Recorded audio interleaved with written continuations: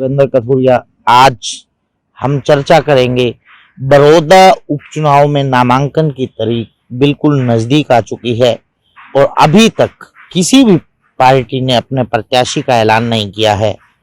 आम आदमी पार्टी ने यहां पर चुनाव न लड़ने का ऐलान किया है। साथ साथ मुझे जहां तक लग रहा है कि बहुजन समाज पार्टी बसपा जैसे कि आज तक बहुत ही कम उपचुनाव लड़ना पसंद करती है, तो बहुजन समाज पार्टी का भी शायद प्रत्याशी न आए। यहाँ पर जो इंतजार है केवल कांग्रेस, भारतीय जनता पार्टी और आईएनएलडी के प्रत्याशी का है। जहां तक संभावना प्रतीत हो रही है कि राजकुमार सैनी जी की जो लोकतंत्र सुरक्षा मंच है वो खुद चुनाव लड़ सकते हैं। राजकुमार सैनी जी यहाँ बड़ौदा विधानसभा के अंदर जो उपचुनाव है इसके अंदर। अब हम बात करेंगे सबसे पहले भारतीय जनता पार्टी के प्रत्याशी का ऐलान कभी भी हो सकता है। आज 14 तारीख हो चुकी है, परसों नामांकन भरने की अंतिम तारीख है, तो आज रात तक या कल दिन में किसी भी समय भारतीय जनता पार्टी अपने प्रत्याशी का ऐलान कर सकती है। अब भारतीय जनता पार्टी का जो गठबंधन है वो जननायक जनता पार्टी से और भारतीय जनता पार्टी की ओर से जब भी मुख्यमंत्री मनोहर लाल खट्टर ने प्रेस कॉन्फ्रेंस की थी उसमें भी एक बात बिल्कुल क्लियर स्पष्ट शब्दों में कही थी कि गठबंधन का प्रत्याशी होगा। मतलब गठबंधन का प्रत्याशी बोलने से ये संभावना प्रतीत होती है कि जेजेपी के प्रत्याशी आने की संभावना ज्यादा है, पर भारतीय जनता पार्टी भी अपने प्रत्याशी को मैदान में उतार सकती है। बिल्कुल हमने 4 नाम शॉर्ट लिस्ट किए हैं। इन 4 नामों पर ही सबकी निगाह होगी। यदि भारतीय जनता पार्टी गैर जाट कार्ड खेलना चाहती है और अपने पुराने ही प्रत्याशी को मैदान में उतारना चाहती है, क्योंकि योगेश्वर दत्त जिसने भारतीय जनता पार्टी की बड़ौदा हलके से जमानत बचाई, इससे पहले भारतीय जनता पार्टी का कोई भी प्रत्याशी आज तक ना तो बड़ौदा विधानसभा क्षेत्र में टक्कर दे पाया था और ना आज तक जमानत बचा पाया था। योगेश्वर दत्त ही ऐसे उम्मीदवार थे जिन्होंने 38,000 के करीब मत प्राप्त कर भारतीय जनता पार्टी की साख बचाई। तो यदि भारतीय जनता पार्टी अपने कैडर बेस वोट बैंक पर जाना चाहेगी तो योगेश्वर दत्त पर दांव खेलेगी। इसके विपरीत यदि Bharatiya Janata party JJP party से उम्मीदवार को कमल के चुनाव चिन्ह पर मैदान में उतारना चाहेगी तो डॉक्टर केसी बांगड़ और भूपेंद्र मलिक 2 चेहरे सामने आते हैं। डॉक्टर केसी बांगड़ काफी अनुभवी हैं, पहले इनेलो पार्टी में थे, आज के दिन जननायक जनता पार्टी के संस्थापक सदस्यों में शामिल हैं। बिल्कुल उन्हें अजय सिंह चौटाला और दुष्यंत चौटाला का बिल्कुल करीबी माना जाता है। इसलिए यदि जननायक जनता पार्टी के कोटे में टिकट जाती है तो डॉक्टर केसी बांगड़ के चुनाव लड़ने की संभावनाएं अधिक प्रतीत होती हैं। यदि गठबंधन ये चाहे कि 32,000 के करीब मत प्राप्त हुए थे भूपेंद्र मलिक को और भूपेंद्र मलिक को एक और मौका देना बनता है और जाट प्रत्याशी के तौर पर लोकप्रिय उम्मीदवार हैं इस हलके में, जो 32,000 मत जननायक जनता पार्टी नई नवेली पार्टी को मिले थे उसमें अहम योगदान भूपेंद्र मलिक की छवि का भी था।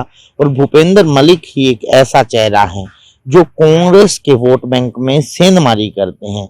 जो जननायक जनता पार्टी की ओर से यदि केसी बांगड़ मैदान में आते हैं तो वो कांग्रेस के कैडर बेस वोट बैंक में इतनी सेंधमारी नहीं कर पाएंगे।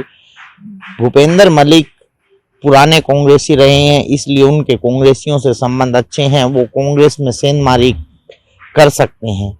इसके बाद एक और अप्रत्याशित चेहरा जिसकी पूरे हरियाणा में किसी को कोई भी संभावना नहीं लगती, पर मुझे लगता है यदि भारतीय जनता पार्टी कभी बाहर से लाकर किसी बड़े चेहरे पर दांव ना खेल दे और उसमें एक नाम ब्राह्मण और पूरे हरियाणा में पहले अध्यक्ष रह चुके हैं, 2 बार मंत्री रह चुके हैं, रामविलास शर्मा, रामविलास शर्मा भी गठबंधन और भारतीय जनता पार्टी की ओर से बड़ौदा में प्रत्याशी हो सकते हैं। अब हम बात करेंगे कांग्रेस पार्टी की। कांग्रेस पार्टी में कम से कम 28 दावेदारों ने टिकट के लिए आवेदन किया है और एक नाम इन 28 दावेदारों के अलावा भी चल रहा है, वो है कपूर सिंह नरवाल का। अब कांग्रेस किस पर अपना दांव खेलती है, इस पर चर्चा करेंगे। मैं शॉर्ट लिस्टेड 6 कैंडिडेट्स पर चर्चा करूंगा जो अभी भी दौड़ में बने हुए हैं। ये भूपेंद्र सिंह हुड्डा और कांग्रेस हाईकमान किस पर दांव खेलती है और कौन उनके लिए फायदेमंद होगा, कौन नुकसानदेह साबित होगा। सबसे पहले मैं बात करूंगा कृष्ण हुड्डा के सुपुत्र जितेंद्र हुड्डा की। जितेंद्र उर्फ जीता हुड्डा लगातार कांग्रेस हाईकमान पर दबाव बनाए हुए हैं। दिल्ली में अपनी घेराबंदी किए हुए हैं। कुमारी शैलजा जो कांग्रेस की प्रदेश अध्यक्षा हैं उनसे मिल चुके हैं। उसके बाद वो भूपेंद्र सिंह हुड्डा के जो दिल्ली घर है, ऑफिस है, वहां पर लगातार अपने समर्थकों का जमावड़ा बनाए हुए हैं। लगातार दबाव की राजनीति कर रहे हैं, दबाव बना रहे हैं। उन पर कांग्रेस यदि दांव खेलती है तो एक जो बाहरी प्रत्याशी का मुद्दा पूरे बड़ौदा विधानसभा क्षेत्र में छाया हुआ है। वैसे चुनाव लड़ने का अनुभव है, उनके पिताजी 3 बार विधायक रहे, 3 बार किलोई से विधायक रहे, 3 बार बड़ौदा से लगातार चुनाव जीते और जो एक कुछ वोट बैंक अपना इकट्ठा किया हुआ है। हर गांव में कुछ वोट उनके व्यक्तिगत भी हैं, पर जो कॉमन वोट होता है लगभग कॉमन वोट 20 से 25% न्यूट्रल वोट होता है, वो उनकी तरफ नहीं जाता दिखाई दे रहा। इसलिए उनकी दावेदारी कहीं ना कहीं कमजोर दिखाई दे रही है।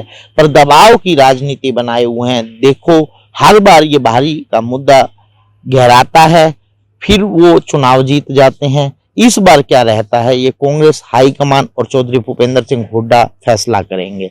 अब मैं बात करूंगा यहाँ पर कपूर सिंह नरवाल की। कपूर सिंह नरवाल की भी एंट्री की बातें चल रही हैं। उन्होंने भारतीय जनता पार्टी से टिकट का आवेदन नहीं किया है। पिछले 5 महीनों से बिल्कुल साइलेंट हैं।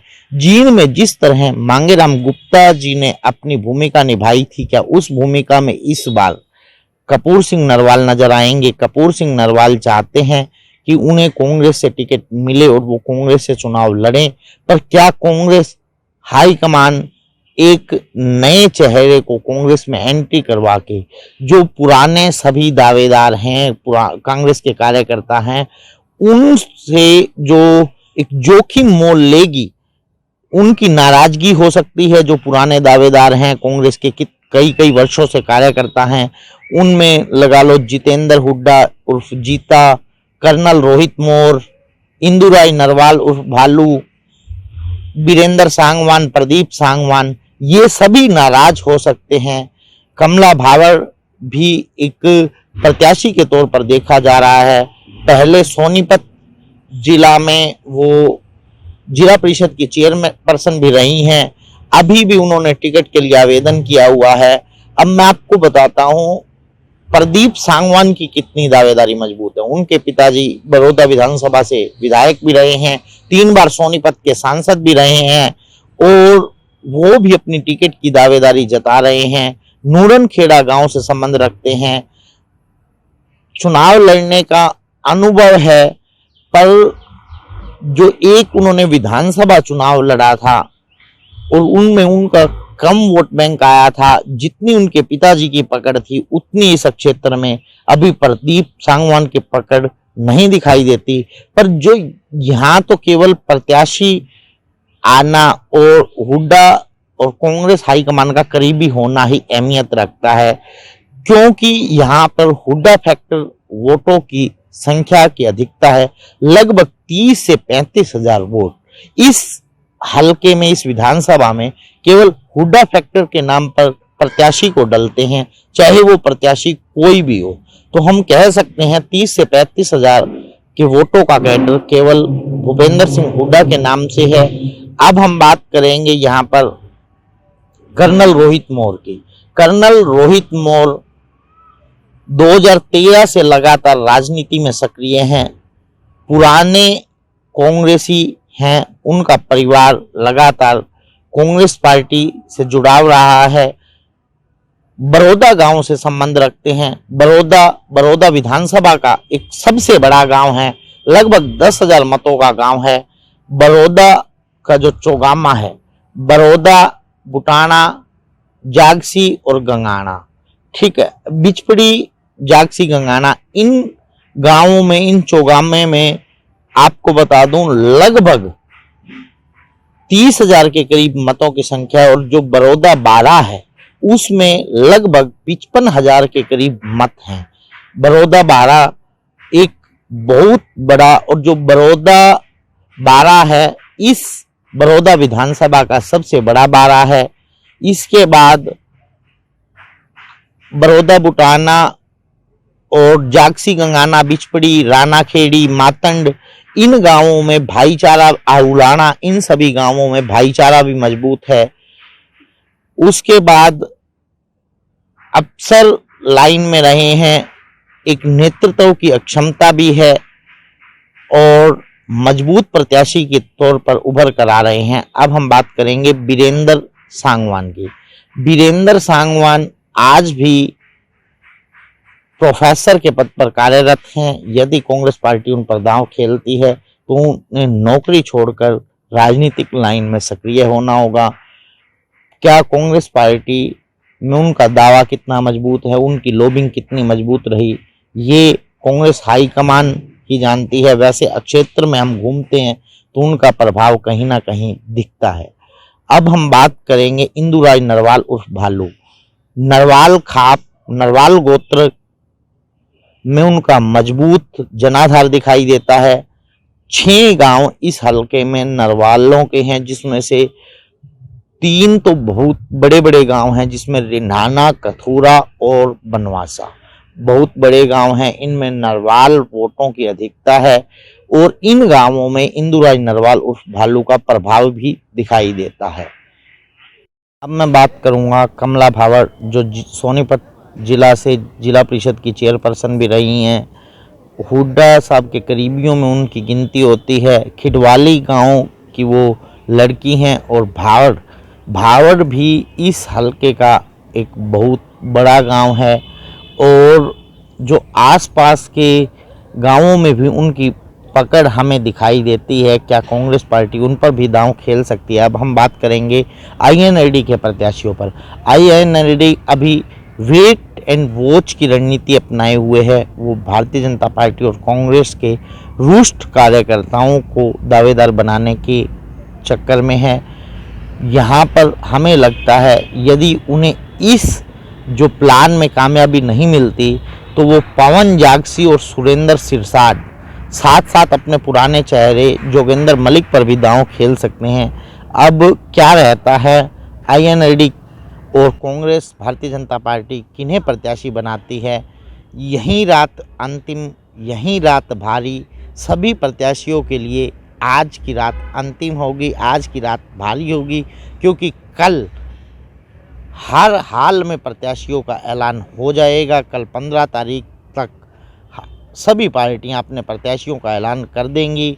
यही रात अंतिम, यही रात भारी, बस एक रात की है कहानी सारी। मैं बेबाक तीखे बोल चैनल के लिए जोगेंद्र कथूरिया। हर खबर और नई वीडियोस देखने के लिए फेसबुक पर लाइक, इंस्टा पर फॉलो और यूट्यूब पर करें सब्सक्राइब।